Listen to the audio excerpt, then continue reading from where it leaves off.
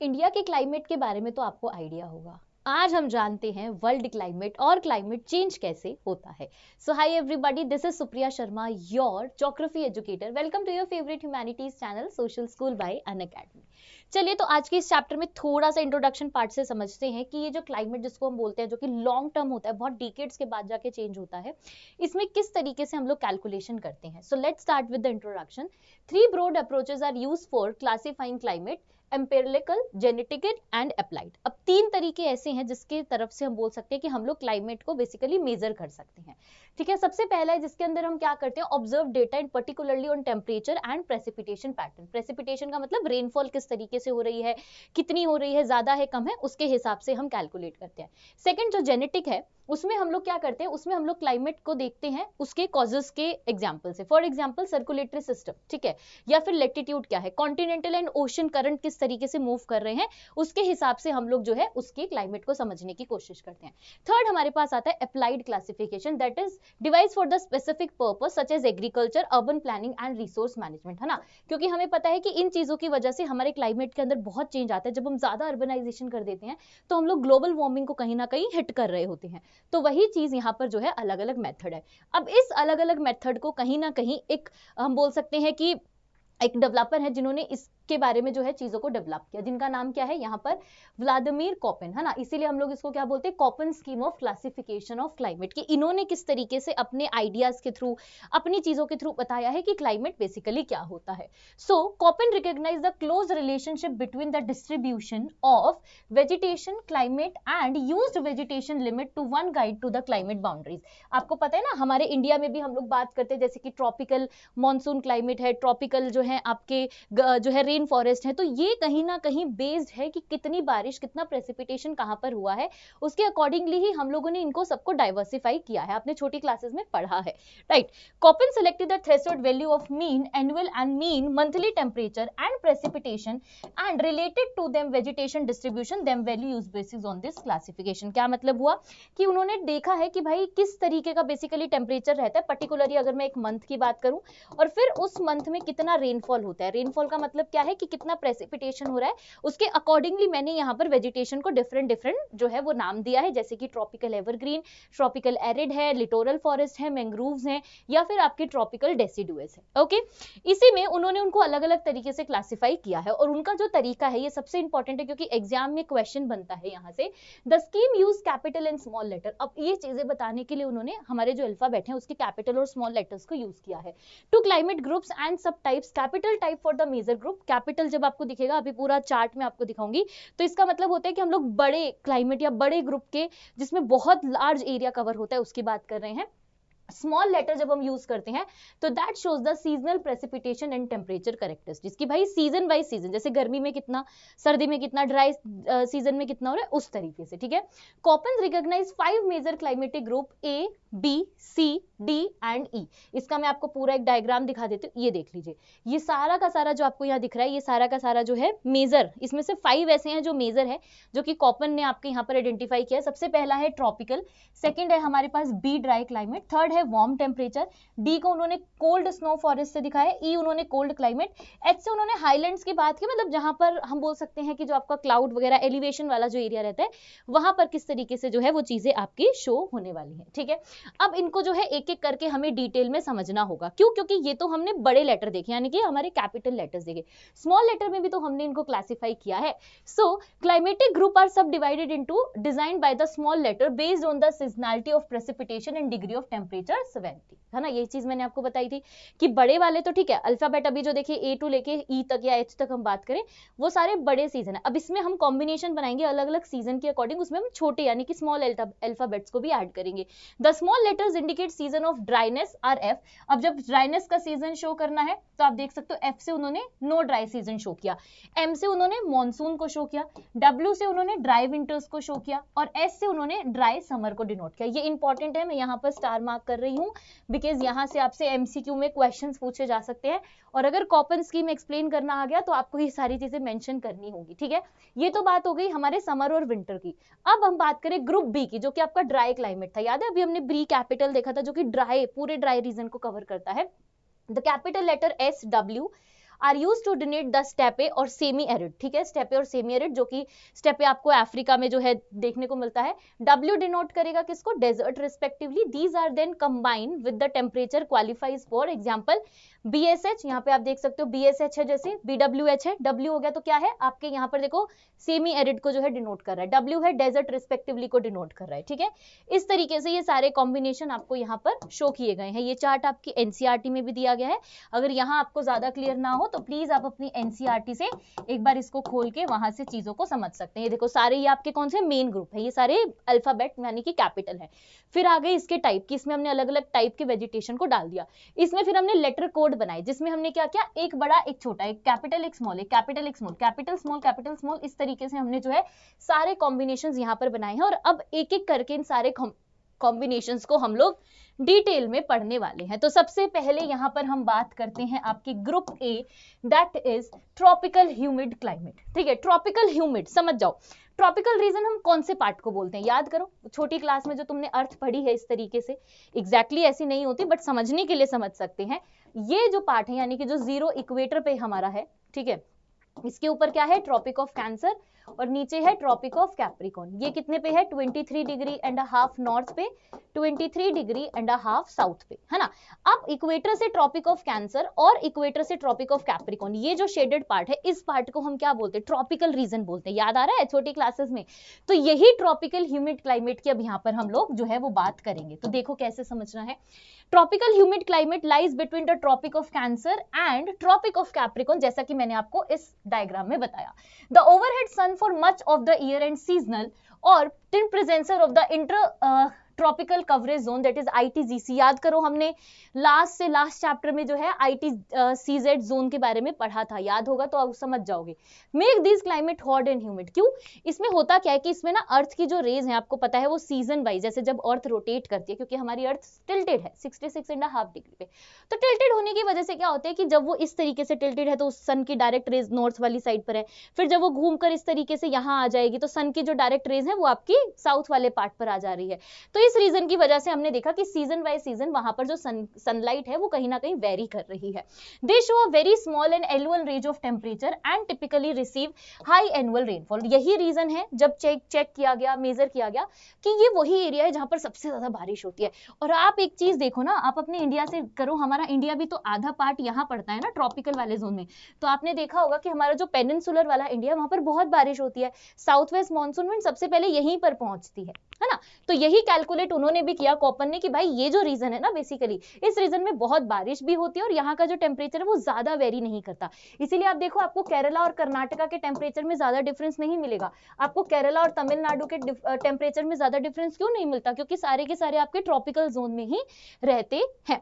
These principal tropical type in the Koppen scheme are AF, ठीक है, tropical wet. क्या क्या बोला हमने इस रीजन में, एक तो हमने ट्रॉपिकल वेट दे दिया, AM यानी कि ट्रॉपिकल मॉनसून, M से यहाँ पर डिनोट हो रहा है मॉनसून, AW से है हमारा wet and dry, that is savanna type of vegetation. तो इस तरीके से हमने जो है बता दिया कि इस एरिया में कौन कौन से वेजिटेशन मिलते हैं।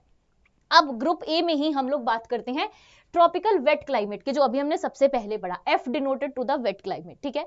The AF climate is centered on the equatorial belt. Major areas include the Amazon basin of South America, ठीक है, वहां पर, and western equatorial region of Africa, parts of the islands of मलया, ठीक है। मतलब ये जो मैंने आपको भी दिखाया था, बेसिकली जितना भी पार्ट आपके इक्वेटोरियल रीजन में आता है वो सारा का सारा पार्ट जो है इसके अंडर में आएगा। मतलब इन रीजन में आपको ट्रॉपिकल वेट क्लाइमेट जो है वो देखने को मिलेंगे। Rainfall is significant every month of the year and is common device and connected thunderstorms in the afternoon. मतलब दोपहर में जो है ऐसे बिजली कड़क रही है, बादल गरज रहे हैं, ये सब चीजें जो है वो प्रॉपर यहाँ पर देखने को मिलेगी। Temperature are uniformly high with the negligible annual range and daily maximum near 30 degree to 20 are typical. याद करो अभी मैंने आपको बताया था इंडिया का टेम्परेचर देखो, आप जब आप साउथ में आते हो तो आपको मैक्सिमम कर्नाटका बैंगलोर में टेम्परेचर मिलेगा 20 to 20 डिग्री, है ना, ज्यादा से ज्यादा मैक्सिमम 30 से 35 चला जाएगा। ये उसी रीजन की यहाँ पर बात हो रही है, इसीलिए यहाँ पर आपको जो है ट्रॉपिकल वेट क्लाइमेट देखने को मिलता है, क्योंकि बारिश जो है वो होती है, आसपास में समुद्र है यानी कि सी है, तो उसके इन्फ्लुएंस से जो है चीजें मेंटेन हो जाती हैं। Vegetation is typical tropical evergreen forest with dense canopy cover and high biodiversity. तो यहाँ पर आपको जो वेजिटेशन देखने को मिलेगा वो एवरग्रीन एवरग्रीन है, एवरग्रीन वही है जो सबसे ज्यादा बारिश में होते हैं, ग्रीन ही ग्रीन आपको चारों तरफ देखने को मिलेगा, है ना, और बहुत ही डेंस कैनोपी जो है हमें इनकी देखने को मिलती है। नेक्स्ट आता है हमारे पास tropical monsoon climate. Tropical monsoon climate जिसको हम डेसिडुएस भी बोलते हैं, छोटी क्लास में आपने डेसिडुएस पढ़ा होगा। AM denotes to monsoon occur in the region influenced by the strong seasonal reversible winds such as Indian subcontinent। जब आपको पता है ना मॉनसून कब आता है, याद करो अभी हमने जो पहले के चैप्टर्स पढ़े उसमें यही देखा था कि मॉनसून जब ही आता है जब नॉर्मल विंड की जो डायरेक्शन होती है वो डायरेक्शन आपकी रिवर्स कर जाए। मान लो विंड अगर ऐसे चल रही थी, जब वो रिवर्स करती है तो मॉनसून हिट करता है, स्पेशली कहां पर, इंडियन सबकॉन्टिनेंट वाले पार्ट पर और north east of South America and northern Australia. These region receive a very heavy rainfall in summer. Summer monsoon जो कि हम जिसको क्या बोलते हैं, जिसको हम साउथ वेस्ट मॉनसून विंड्स बोलते हैं, ये जो विंड्स हैं ये बहुत ज्यादा बारिश कराती हैं इन पर्टिकुलर रीजन में and have distinctly dry winter season. और यहाँ पर विंटर सीजन जो है वो आपका ड्राई रह जाता है। ठीक है, ये बात हो गई आपके डेसिडुअस यानी कि मॉनसून की। नेक्स्ट आता है हमारे पास tropical wet and dry climate, that is denoted by AW। AW is also called tropical savanna, occurs on the margin north and south of AF region। ठीक है, it commonly borders the dry climate on the western side of continent, that is denoted by CF और CW climates on the eastern side। क्या बोल रहे हैं कि ज्यादातर जो कॉन्टिनेंट्स की वेस्टर्न साइड है वहां पे आपको ये देखने को मिलता है। और example include the north and south of Amazon forest. ठीक है, Amazon forest and much of the southern belt of Africa. इस रीजन में आपको ज्यादातर इस तरीके के जो है वेजिटेशन देखने को मिलेंगे। एनुअल रेनफॉल इज लोअर, यहाँ पर एनुअल रेनफॉल ज्यादा नहीं है and more variable than AF and AM climates. Then wet season is shorter while the dry season is longer and often severe. क्या बोल रहे हैं कि यहाँ पर जो आपका बेसिकली वेट सीजन है, मतलब जहाँ पर थोड़ी बहुत बारिश हो, वो बहुत छोटे टाइम पीरियड के लिए रहता है, बट ड्राई सीजन यहाँ पर बहुत ज्यादा टाइम पीरियड के लिए देखने को मिलता है। Okay, temperature remain high, of course जब ड्राई है तो भाई टेम्परेचर तो हाई होगा, बारिश हो जाती है तो टेम्परेचर कम हो जाता है ना, सिंपल सी बात है। तो through the year and net temperature ranges largest during the dry season, सबसे ज्यादा आपको ड्राई सीजन में देखने को मिलेगा, मतलब ज्यादा जो टेम्परेचर है high. Also vegetation typical include deciduous forest, also grassland with scattered trees यानी कि सवाना। तो सवाना टाइप ऑफ वेजिटेशन ज्यादा आपको देखने को मिलता है, थोड़ा बहुत डेसिडुअस भी देखने को मिल जाता है। तो ये तो बात हमने कर ली बड़े मेजर ए ग्रुप की। अब हम चलते हैं सेकंड ग्रुप की तरफ। दो था हमारा B, that is dry climate. अब ड्राई क्लाइमेट कहाँ होगा, खुद ही समझ जाओ, डेजर्ट रीजन पर होगा, जहां पर बारिश थोड़ी बहुत होती है या फिर लेस देन 70 सेंटीमीटर या 50 सेंटीमीटर हमें देखने को मिलती है, वो सारे के सारे रीजन आपके ड्राई क्लाइमेट का पार्ट है, जैसे कि इंडिया का थार डेजर्ट, है ना। Dry climate are defined by the rainfall that is insufficient for most form of the natural plant growth and are distributed over large portion of the earth flow low to mid latitude. मतलब कि जो mid latitude वाला part है हमारा, है ना, वहां पे आपको ज्यादातर इस तरीके के जो है सीजन यानी कि क्लाइमेट देखने को मिलता है। They extend over a latitude रफली from 15 degree to 60 degree north and south of equator. मतलब कि 50 डिग्री आपका जो है एल्टीट्यूड दिखाया गया और 60 डिग्री इन जो लैटिट्यूड है इनमें आपको जो है इन बिटवीन ये सब देखने को मिलेगा। Now occurring when subsidence and temperature inversions inhabited precipitation where cold season reduces onshore moisture and continental interior settle from the maritime humid winds। क्योंकि आपने देखा है ह्यूमिडिटी होती है, रात में ठंड हो जाती है, दिन में गर्मी होती है। डेजर्ट का मतलब सिर्फ ये नहीं होता कि गर्म होगा, डेजर्ट का मतलब दोनों हो सकता है, बस बारिश कम जहां पर होगी ऑटोमेटिकली वो रीजन आपका एरिड रीजन या सेमी एरिड रीजन में कन्वर्ट हो जाता है। Dry climate are divided into steppes and semi arid, जो मैंने अभी आपको बताया, that is denoted by BS and desert is BW with temperature qualifies to distinguish sub tropical and mid latitude type, that is BSH, BWH, BSK and BWK। तो ये सारे के सारे वो रीजन है जो कि यहाँ पर डिवाइड करते हैं, एक एक करके सबको समझ लेंगे, घबराने की जरूरत नहीं है। सबसे पहले की बात करते हैं यहाँ पर सब ट्रॉपिकल स्टेपीज एंड सब ट्रॉपिकल डेजर्ट। ठीक है, तो स्टेपीज और डेजर्ट ऑलमोस्ट आपकी सेम चीजें हैं। अब ये वो रीजन है बच्चा जो स्टेपीज वाले हैं, BSH वाला वो रीजन है, X हटा देते हैं यहाँ से, हम गलती से लग गया है। ठीक है, slightly more rainfall support sparse grassland, मतलब कि ठीक ठाक बारिश हो जाती है, क्योंकि आपका कौन सा स्टेपीज वाला रीजन है, तो यहाँ पे बारिश थोड़ी ठीक ठाक होती है, जिससे ग्रासलैंड वगैरह आपको एक अच्छे लेवल पे एक अच्छे एरिया में देखने को मिल जाएगा। नेक्स्ट अगर मैं बात करूं BWH, that is desert region. Of course यहाँ पर बारिश बहुत कम होगी तो डेजर्ट है और एक्सट्रीमली ड्राई रहेगा, और यहाँ पर टेम्परेचर जो है वो अक्सर आपको हाई देखने को मिलेगा। इसके बाद rainfall is irregular, of course desert region है, सेमी एरिड है, इरेगुलर होगा। Comes as a short and intense storm, मतलब कि बारिश आती है लेकिन बहुत कम टाइम पीरियड के लिए और बहुत ही कम क्वांटिटी में। स्ट्रॉ मतलब हवाएं, सूखी हवाएं बहुत ज्यादा यहाँ पर चलती रहती हैं। फॉग में occur in coastal desert near cold ocean current, जहां पर थोड़ा बहुत ओशन का इन्फ्लुएंस होगा वहां पे आपको रात को फॉग वगैरह भी देखने को मिल जाती है। Very hot summer and large daily annual temperature ranges are common.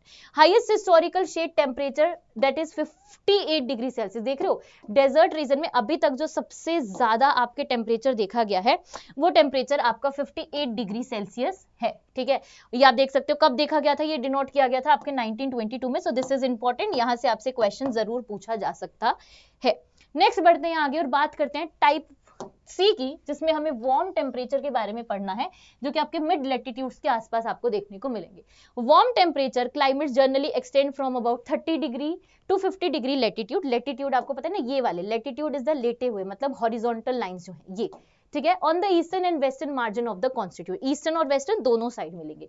These climate typically have warm summer and mild winters are important agriculture region. इसमें अब देखना आप थोड़ा बहुत हमारा इंडिया वाला पार्ट भी आपको देखने को मिलेगा। They are grouped into principal types. अब इनको हमने कैसे ग्रुप किया, देखो CWA, सी कैपिटल है क्योंकि वो शो कर रहा है आपका वार्म टेम्परेचर। उसके बाद WA denoted with the humid sub tropical with dry and winter and hot summer, ये हो गया पहला। दूसरा है CS मतलब कि Mediterranean with the dry summer. फिर है CFA humid sub tropical with no dry season and mild winter, and CFB is denoted marine west coast climate with cool summer and mild winters. घबराओ मत, एक एक करके सबको पढ़ लेंगे। सबसे पहले यहाँ पर बात करते हैं ह्यूमिड सब ट्रॉपिकल क्लाइमेट की, यानी कि CWA की।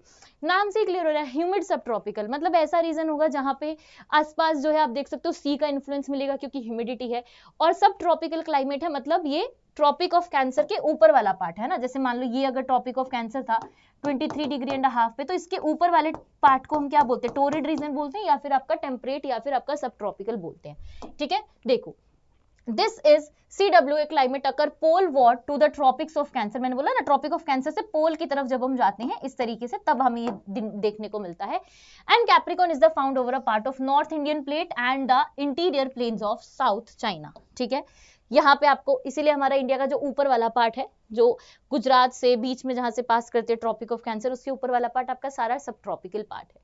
Okay, it is characterized by the hot summer. आपको आप देखो खुद हम लोग हॉट समर रिसीव करते हैं। हेवी समर रेनफॉल हमारे यहाँ पर होती है जो कि साउथ वेस्ट मानसून कराता है ना, with monsoon and the relative dry warm winters.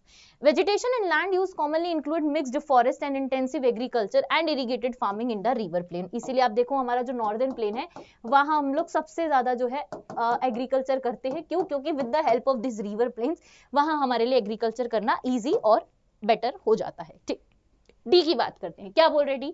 Cold snow forest climate. समझ जाओ, मतलब कि एकदम ठंडे वाले रीजन की बात हो रही है। कोल्ड स्नो, स्नो जहां पर आपको देखने को मिलेगी, है ना। So cold snow forest climates occur in the large continental area in the northern hemisphere between 40 to 70 north latitude in Europe. अब आप देखो यूरोप का जो सबसे ऊपर वाला पार्ट है और एशिया का, उसको हम टुंड्रा रीजन बोलते हैं। क्या बोलते हैं? टुंड्रा रीजन बोलते हैं। ठीक है, वही की उसी की बात हो रही है यहाँ पर। And North America cold snow forest climate are divided into 2 types. जैसे फर्स्ट है हमारे पास DF जो कि आपका cold climate with humid winter है। DW is denoted cold climate with the dry winter. The severity of the winter is more pronounce in the higher latitude. ज्यादातर आपको जो है विंटर देखने को मिलेंगे कहां पर? इन रीजन में। तो सबसे पहले इसी की बात कर लेते हैं, cold climate winter with humid winters. Humid winter का मतलब क्या है? Humid winter occurs poleward of the marine west coast climate and mid latitude steppe. मतलब जब आप ऊपर की तरफ जाओगे, पोल की तरफ जैसे जैसे जाओगे, जितने लेटीट्यूड पड़ेंगे वहां आपको सारी जगह ठंड देखने को मिलेगी। These winter are cold and snowy of course, frost free season is short and annual ranges of temperature are large. ठीक है, the weather changes are abrupt and short, polewards the winter are more some. मतलब आपको ज्यादा winter ही देखने को मिलेगा, बहुत rare ही आपको जो है वहां के टेम्परेचर में वेरिएशन मिलेगा क्योंकि ठंडा रीजन है ना। नेक्स्ट है हमारे पास cold with dry winters. Dry winters मतलब सूखे एकदम, जहां पे हम बोल सकते हैं कि कोई एज सच ना रहे। Cold climate with dry winters occurs mainly over the northeastern Asia. The development of pronounced winter anticyclone and its weakening the summer set in monsoon like reversible winds on this season, है ना। Reversible wind है तो यहाँ पर आपकी बारिश नहीं हो पाती है, इस वजह से ड्राई रह जाता है। Poleward summer temperature and lower and winter temperature are extremely low with the location experiencing below freezing point temperature for up to the 7 month in a year। अरे बाप रे, समझ रहे हो इस बात का क्या मतलब हुआ है? फ्रीजिंग पॉइंट जो है वो आपके इतने टाइम तक जो है आपको ऑलमोस्ट 7 मंथ्स तक जो है वो देखने को मिलता है। प्रेसिपिटेशन अकर इन समर, समर के टाइम पे थोड़ा बहुत प्रेसिपिटेशन हो जाता है। The annual precipitation is low from 12 to 15, समझ जाओ। इसीलिए ये रीजन क्या है, इसलिए इस रीजन को भी हम डेजर्ट बोलेंगे। क्यों बोलेंगे, क्योंकि बारिश बहुत कम है ना, तो बारिश कम होगी तो ये आपका कोल्ड विंटर, कोल्ड डेजर्ट जो है वो बन जाता है।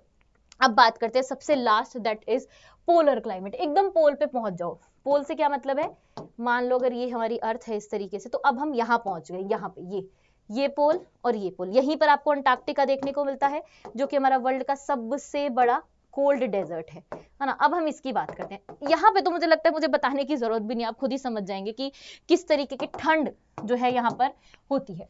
Polar climate exist polar between 70 degree latitude. Polar climate consist of tundra, ET and ice cap, ठीक है। तो लास्ट में जो मैंने बताया था उसी का देखो आपको बता रहे, उससे भी ऊपर वाला जो पार्ट है बेसिकली वो आपका टुंड्रा रीजन है, ठीक है। सबसे पहले इसी के बारे में बात करते हैं, that is ET, denoted by so called after the type of vegetation like low growing mosses, lichen and flowering plants. आपको थोड़े बहुत अगर आपने कभी देखा हो कि जो जहाँ पे स्नो पड़ती है वहाँ पे कुछ कुछ बहुत डिफरेंट टाइप ऑफ फ्लावर जो है वो ग्रो कर जाते हैं, तो यहाँ पे आपको अक्सर इस तरीके के जो है वो वेजिटेशन देखने को मिलती है। This is a region of frost where subsoil is permanently frozen. The short growing season and water logging support only low growing plants, है ना, क्योंकि प्लांट ज्यादा ग्रो नहीं कर पाते। During summer the tundra region have very long duration of a day light, मतलब कि जब समर का टाइम आता है उस टाइम पे यहाँ पर जो आपका ड्यूरेशन होता है किसका, समर का, यानी कि सनलाइट का, वो बहुत जो है वो ज्यादा टाइम के लिए देखने को मिलता है। ओके, आइस कैप क्लाइमेट की बात करते हैं, that is denoted bye EF। This ice cap climate occur in the interior Greenland and Antarctica. यही जिनकी मैं बात कर रही थी ना, दो ऐसे रीजन आपके जो कि बहुत नॉर्थ एकदम पोल पे और एकदम साउथ वाले पोल पे। Even in the summer the temperature is below freezing point, मतलब कि समर के टाइम पे भी टेम्परेचर बिलो फ्रीजिंग पॉइंट आपको देखने को मिलता है। The area receive very little precipitation, the snow and ice get activated and mounting pressure cause the deformation of ice sheet and they break. Ice sheet बनती है, थोड़ा बहुत होता है तो वो ब्रेक कर जाती है। They move icebergs the float in the Arctic and Antarctica water. Plateau station Antarctica is 79 degree south portray this climate. बाबा रे बाबा, तो एक बार जरूर एक बार जो है गूगल पे खोल के देखना, तुम्हारी बुक में तो इसकी पिक्चर नहीं दी गई है, ये डालना the ice cap climate Google के ऊपर, आपको समझ में आएगा कि कितना डेंजरस वहां का जो क्लाइमेट है आपको देखने को मिलता है, ठीक है। ये तो बात हो गई, हमने सारे कॉपर ने जितने भी हमें जो है कॉम्बिनेशंस बताए उनके बारे में। अब बात करते हैं क्लाइमेट चेंज के। क्लाइमेट चेंज का मतलब क्या है या क्लाइमेट चेंज कैसे होता है। क्लाइमेट चेंज ऐसा नहीं एक दो दिन में, 10 सालों में, 15 सालों में, क्लाइमेट चेंज होता है कम से कम 30 से 40 सालों के अंदर, ठीक है।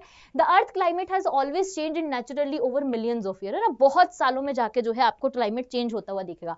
जैसे आज से पहले हम लोग इंडस वैली की बात करें तो उस टाइम पर क्लाइमेट अलग था, है ना, लेकिन धीरे धीरे क्लाइमेट के अंदर हमें चेंज होते हुए दिखा, क्योंकि हम लोग धीरे धीरे डेवलपमेंट कर रहे हैं, तो कहीं ना कहीं वो चीजें अफेक्ट करती हैं एक चीजों को।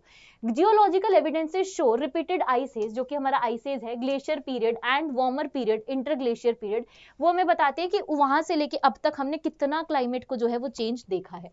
Evidence come from the glacier, lake sediments and tree rings, historical records. India also experiences wet and dry period in the past. पुराने समय में इंडिया भी जो है वो वेट ड्राई पीरियड एक्सपीरियंस करता था क्लाइमेट में। The Rajasthan desert was wet, देख रहे हो आप, एक टाइम था जब राजस्थान डेजर्ट, जिसको आज हम Thar desert India's great desert बोलते हैं, वो आपका वेट हुआ करता था। And cool around that was around the 8000 BC, यानी कि बिफोर कॉमन एरा आपका, ठीक है, बिफोर क्रिस्ट की बात हो रही है। And received more rainfall between 3000 and 1700 BC के अराउंड। यहाँ पर आप देखोगे तो अच्छी खासी रेनफॉल हमें देखने को मिलती थी, मतलब उस टाइम पर ये रीजन डेजर्ट नहीं होता था। तो आपको अब समझ में आएगा कि कितने सालों में जाके हमने इस रीजन को जो है वो डेजर्ट बना डाला। Now the Harappan civilization flourished in this region around 1700 BC। आपको पता है कि इसी टाइम पे इंडस वैली सिविलाइजेशन, जिसको हम हड़प्पा सिविलाइजेशन भी बोलते हैं, वो एमर्ज कर रहा था। Later the region become drier, उसी के बाद ये रीजन जो है वो आपका ड्राई होते चला गया। The last major ice age peaked about 18,000 years ago and while the present interior glacier period began around 10,000 years ago। तो इस इतने टाइम पे जो है आपको आज का जो दिख रहा है वो इस टाइम पे शुरू हुआ था और धीरे धीरे उसके अंदर जो है अभी भी चेंजेस चलते जा रहे हैं। तो नेक्स्ट है हमारे पास, that is climate in the recent past, कि हाल फिलहाल की अगर हम बात करें, मतलब ऐसा नहीं कि हाल फिलहाल का मतलब है 10-15 साल, नहीं, कई हजार साल पहले, कि इस टाइप पे किस तरीके की चेंजेस जो है हमें देखने को मिल रहे हैं। तो देखो, क्लाइमेट कीप चेंजेस, हमें पता है कि भाई अर्थ जो है हमारी रोटेट करती रहती है, उसके हिसाब से हमारा क्लाइमेट जो है वो चेंज होता रहता है एक टाइम पीरियड के बाद।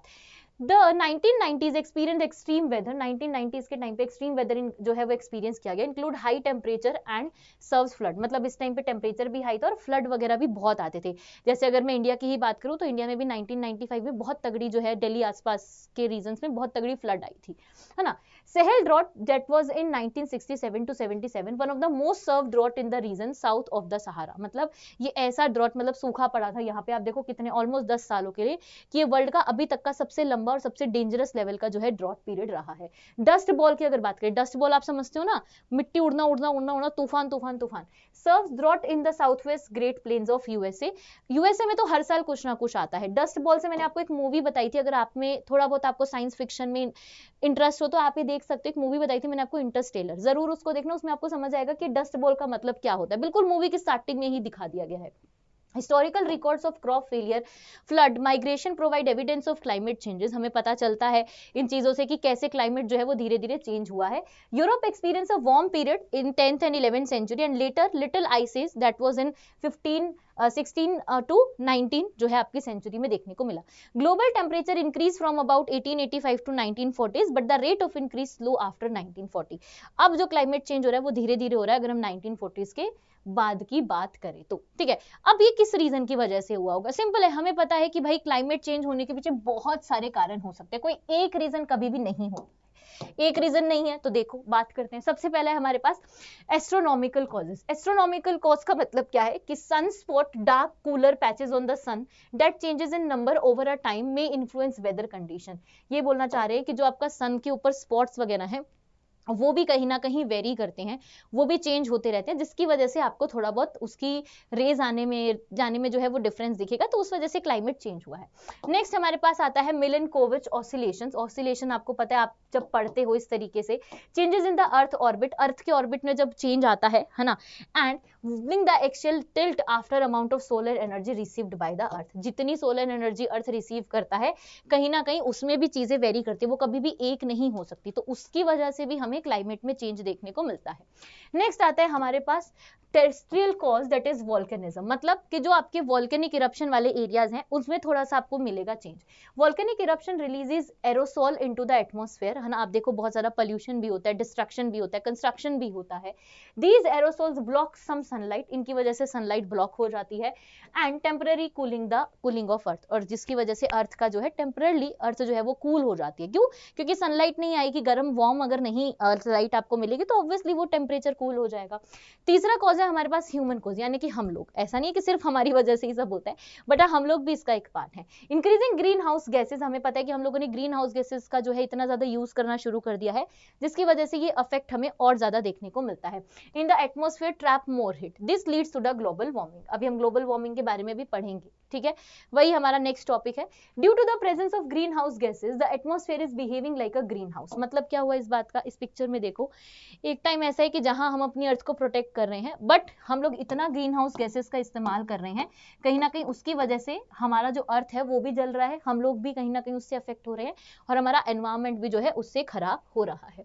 This atmosphere also transmit the incoming solar radiation but absorb the vast majority of long waves radiation emitted upward bye the earth surface, है ना। क्योंकि आपको पता है कि जो भी रेज सन से हमारे पास आती हैं वो कोई ऐसा तो है नहीं कि अच्छे, वो तो हार्मफुल है, यूवी रेज है, ए बी सी सारी तरीके की हैं। तो कहीं ना कहीं कुछ है जो ओजोन लेयर आपकी जो है वो ठीक है एब्जॉर्ब कर लेती है, लेकिन कुछ ऐसी भी हैं जो डायरेक्ट हमारे यहाँ पर आती हैं, तो उससे हमें अफेक्ट होता है ना। And the gases that absorb long wave radiations are called green house gases, और जो ये लॉन्ग वेव रेडिएशन एब्जॉर्ब कर लेती है वही आपकी ग्रीन हाउस गैस होती है, जिससे हमें ज्यादा से ज्यादा जो है आपकी पोल्यूशन देखने को मिलता है। The process that warm the atmosphere are often collective referred to as a green house effect, और इसी वजह से ग्रीन हाउस इफेक्ट हमें देखने को जो है वो मिलता है। अब ये आपको जो है यहाँ पर ग्रीन हाउस के बारे में ही बताया गया, ये आपकी एनसीईआरटी की जो है पिक्चर है ना, ये आपका बॉक्स में दिया गया था, इसीलिए मैं आपके लिए लेकर आई हूँ, बिकॉज ये इंपॉर्टेंट है, यहाँ से आपसे क्वेश्चन पूछे जा सकते हैं। तो एक बार पढ़ लेते हैं क्या बताया गया है। The term greenhouse is derived from the analogy of greenhouse used to cold areas for preserving heat, है ना, कि भाई हीट को प्रिजर्व करने के लिए पहले हम यूज करते थे कोल्ड एरियाज के अंदर। A green house made up of a glass, the glass which is transparent and incoming short wave solar radiation to escape to outgoing long wave radiation, मतलब शॉर्ट लेंगे और long wave को वापस भेज देंगे. The glass therefore allows more radiation and prevents the long wave radiation going outside the glass house, causing the temperature inside the glass house structure warmer than outside. मतलब बाहर के temperature से ज्यादा गर्म टेम्परेचर जो है हमें उस ग्लास के अंदर देखने को मिलता था. इसी वजह से जो है हम लोग इस एक्सपेरिमेंट को समझ पाए. If you enter a car और a bus during summer where windows are closed you feel more heat than outside. याद है, आप खुद ही सोचो ना, अगर आप कार में बैठे होगे, जो कार आपकी बंद है, मान लो कि कुछ 2-4 घंटे से ही बंद क्यों ना हो और बाहर खड़ी थी वो, आप जाके जब कार में बैठोगे तो आपको एक अलग बाहर से ज्यादा हीट आपको वहां पर फील होने को जो है वो देखने को मिलती है. क्यों? क्योंकि वो बंद थी ना बहुत टाइम से, ग्लासेस थे वहां पे, तो वहां पे ग्रीन हाउस इफेक्ट जो है, ग्रीन हाउस गैसेस जो है वो आपकी उस वजह से उसने एब्जॉर्ब किया और उस एरिया को ज्यादा वार्म कर दिया. During winter vehicle with the close door Windows remain warmer than the temperature outside. Winter के टाइम पे भी यही होता है, बाहर से ज्यादा गर्म आपको जो है आपकी कार या फिर आपका जो भी व्हीकल है जो बंद रहता है उसका टेम्परेचर हमें देखने को मिलता है. This another example of green house effect, और ये भी आपके ग्रीन हाउस इफेक्ट का जो है वो एग्जाम्पल है. ठीक है, अब चलते हैं नेक्स्ट कॉज की तरफ, that is major green house gases, है ना, जिसमें आप देख सकते हो कार्बन डाइऑक्साइड है, क्लोरोफ्लोरोकार्बन है, ये सारी ऐसी की ऐसी आपकी green house gases important gas हैं. Their impact depends upon their concentration, life time and ability to absorb radiation. जितना जो ज्यादा रेडिएशन एब्जॉर्ब करेगा उतना ज्यादा हार्मफुल हमारे लिए बन जाएगा. Okay, Now, CO2 is the largest contributor among the atmosphere greenhouse gas. तो CO2 आपके सबसे ज्यादा पोल्यूशन फैलाती है, इसीलिए आप देखो सरकार जो है कुछ ना कुछ करती रहती है, कोई ना कोई स्कीम आती ही रहती है. नेक्स्ट है हमारे पास main source of carbon dioxide. इस कार्बन डाइऑक्साइड का मेन सोर्स क्या है? Mainly release burning coal and oil. जितने भी हमारे फॉसिल फ्यूल हैं, जितना हम उनको बर्न करते हैं, कहीं ना कहीं उन सब चीजों से आपके जो है CO2 रिलीज होती है, और जितना हम लोग CO2 रिलीज करेंगे उतना हमारा ग्लोबल वार्मिंग या फिर ग्रीन हाउस गैस का इफेक्ट बढ़ता चला जाएगा. डिफॉरेस्टेशन ऑल्सो इंक्रीज्ड CO2, क्योंकि वो CO2 अगर एब्जॉर्ब ही नहीं करेंगे जो हम रिलीज कर रहे हैं तो कहीं ना कहीं वो भी एक प्रॉब्लम है. Fewer trees are available to absorb it. Forest and ocean act as a carbon sink. तो इसी वजह से आप देखो जो उसको एब्जॉर्ब करते थे उसको भी हमने क्या कर दिया, काट दिया, तो कहीं ना कहीं वो भी एक प्रॉब्लम हमारे लिए बन गए हैं. नेक्स्ट आती है हमारे पास green house effect, that is ozone hole. Ozone आपको पता है स्ट्रेटोस्फीयर में है, जो कि हमारे को यूवी रेस से प्रोटेक्ट करती है. क्लोरोफ्लोरोकार्बन जो कि हमारे बहुत सारे इलेक्ट्रॉनिक अप्लायंसेस में जैसे कि रेफ्रिजरेटर, एसीज के अंदर जो क्या कर रहा है, ओजोन को जो है हम बोल सकते हैं कि डिस्ट्रॉय कर रहा है, जिसकी वजह से अंटार्कटिका में जो है आपको बहुत ज्यादा चेंजेस देखने को मिलेंगे. This deflection is called the ozone hole, और इसी को हम लोग ओजोन होल बोलते हैं.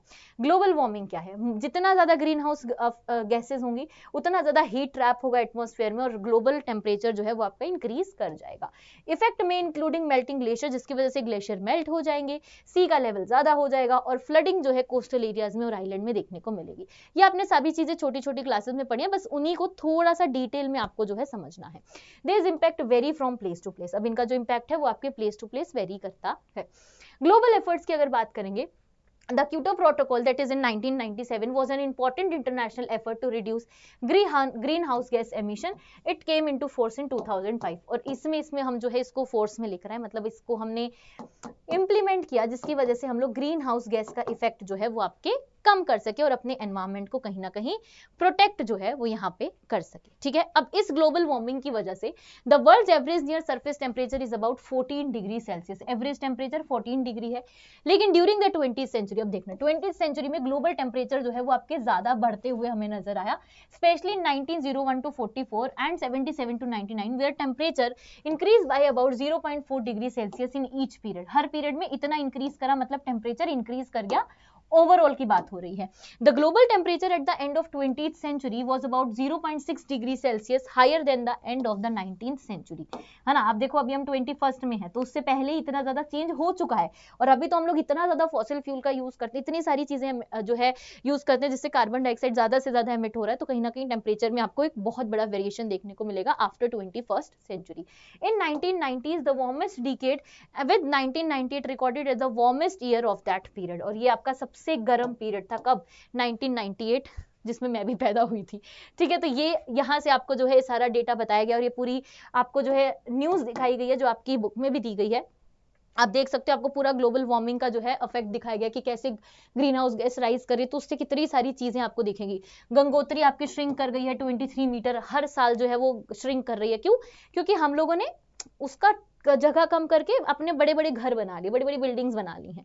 तो ये सारी चीजें आपको जो है यहाँ पे देखने को मिल जाएंगी। ठीक है, इसी के साथ हमारा ये चैप्टर का वन शॉट यही एंड होता है। उम्मीद करती हूँ कि सब समझ आया होगा। टेंशन मत लेना, सारी चीजें एनसीईआरटी में दी गई हैं, पिक्चर एक बार देख लेना और जो कैपिटल और स्मॉल लेटर उनको समझ लेना, सब सॉल्व हो जाएगा। Okay, bye bye and take care.